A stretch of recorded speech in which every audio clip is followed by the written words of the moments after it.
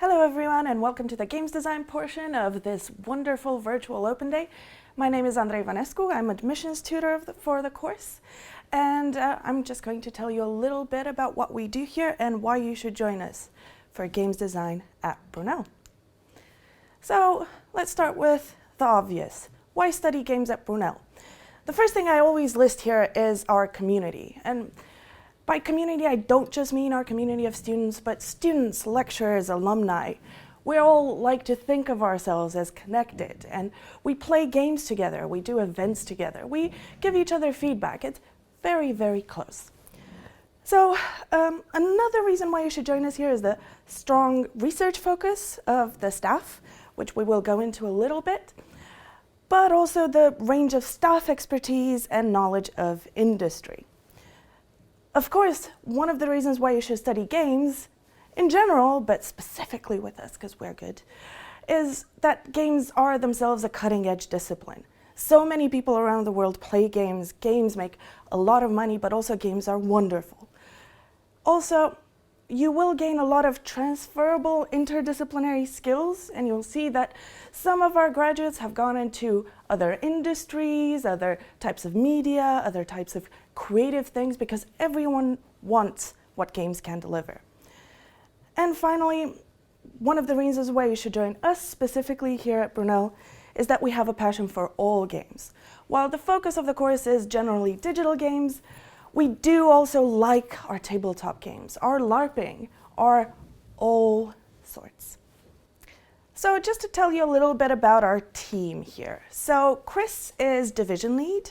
He will be the first person you meet who will talk to you about games design, literally the very first day at 9 o'clock in the morning. I'm telling you that, just as a slight warning. He's in charge of all things games. Justin is also on the design route, so you will do more games design with him.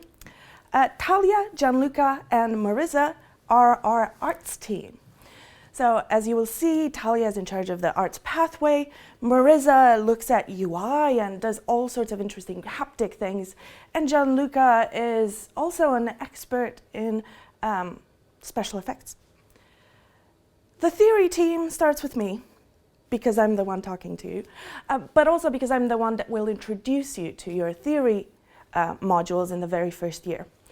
But Ivan and Marco will teach you a lot more stuff about film and video games, about the history of video games, and about things like video game aesthetics. And finally, Mario.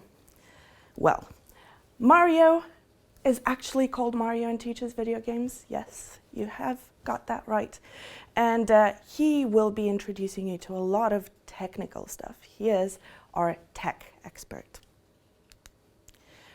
We also have a studio in residence. What that means is that in the same building as you will be working in the labs, there is a studio that is working on their game that you see here on the screen called Project Grove. And they will also be assisting with some of the teaching, but you can also find out how a small studio operates. So let's talk about degrees. So what can you do when you actually come here? So as you will see, this is what year one of games design roughly looks like. Essentially what you do in the first year is you do a little bit of everything. So you will see, you do a little bit of games design, you start talking about rules and mechanics. You do a bit of studies, you start looking at games in context and sort of their cultural and social relevance. You look at digital prototyping and wireframing and learn a little bit about game tech. Then you look at asset creation and you start working with art.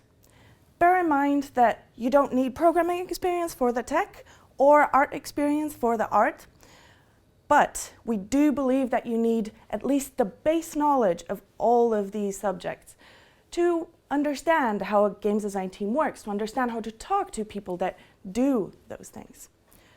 You'll also learn a bit about game histories and a little bit about the business of games and creative development. So both about the sort of practical side of what it is like to think about applying for a job, writing a CV, that kind of thing, but also what games can offer beyond what you have been playing so far.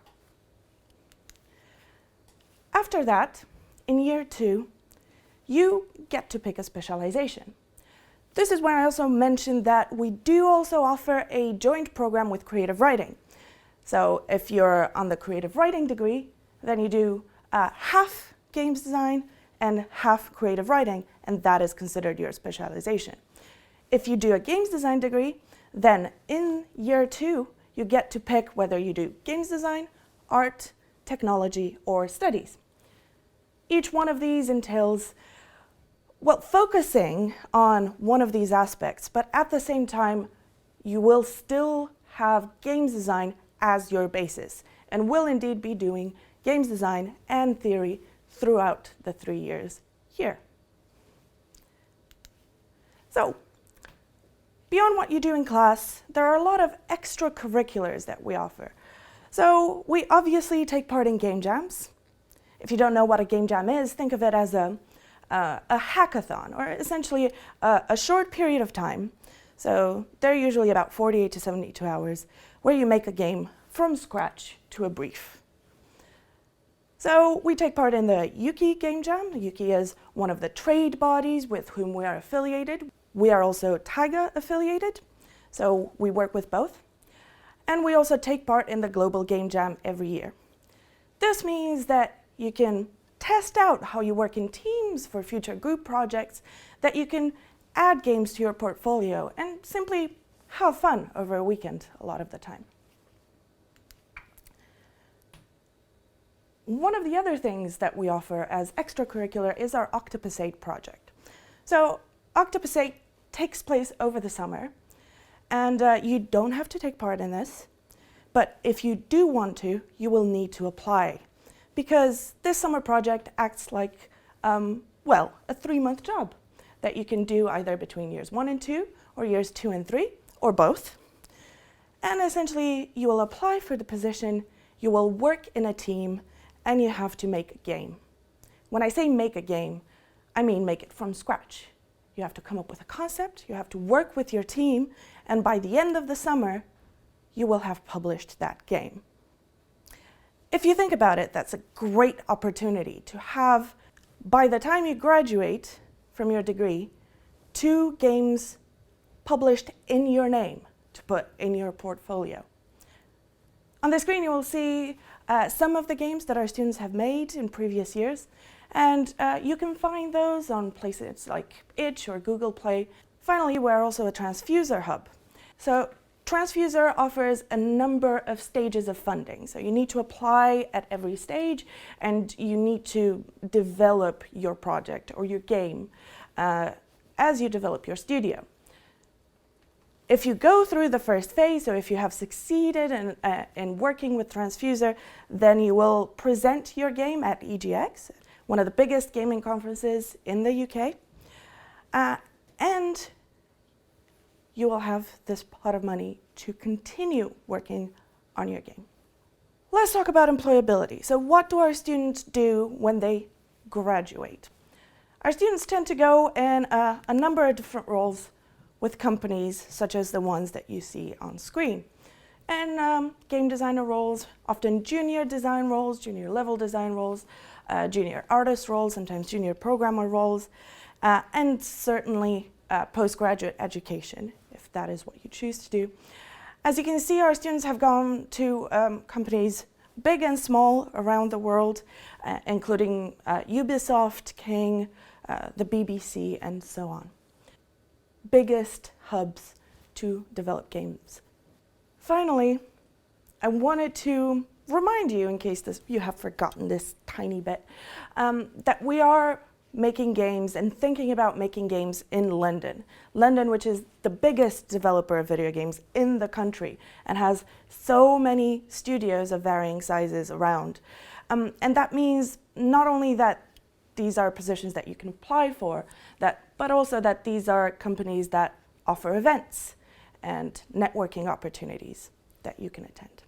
Because I have done what I hate to do most of all, which is talk at people, don't let me do that forever, and connect with us on the variety of platforms and ask us questions. What do you want to know about Brunel, and what do you want to know about games at Brunel? Thank you.